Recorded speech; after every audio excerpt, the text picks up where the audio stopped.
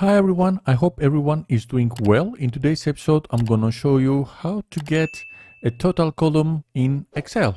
In order to do that, I have made a random list of employees. And here we have the names, and we have the worked hours column, we have the wages per hour, and the total earnings with the multiply of worked hours and wage per hour.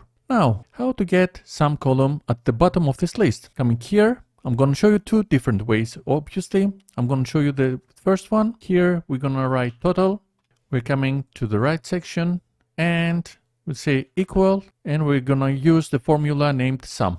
Sum, opening parentheses, we're going to get the range of the sales that we want to calculate. I'm going to calculate from the cell B4, putting colon sign, and I'm going to close it with the cell B13. Closing parentheses, pressing enter. As you can see, we have the total of 398.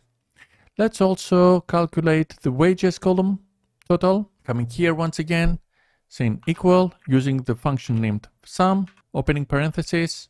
It wants once again the range of the cells that we want to calculate. I'm coming to C4, putting the colon sign, and I'm gonna close the range of this cell with C13.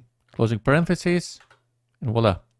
We have the total of 205.50 cents. Let's also calculate the total earnings, coming once again, and we say equal sum function, once again, opening parentheses, wants the range of the cells that we want to calculate, putting colon sign, and I'm going to close the range with the cell D13, closing parentheses, and voila.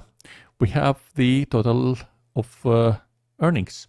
Let's also make it bold to be precise. That was the first method that you can calculate the total of columns. Now I'm going to show you the second way, deleting this, and I'm coming to the total row, right side. I'm coming under the hours worked, and for this example, we're coming to home section from the upper menu, and we're coming to the editing area, and we're going to use the letter sigma in Greek word equal this, and as you can see, gets equal automatically, pressing enter, and we have the same result as previous. Coming here, but this time maybe the calculation may be confused. We're gonna fix this, putting once again from the home section, we're coming to editing area, we're putting AutoSum, okay, we have the correct one, and pressing enter.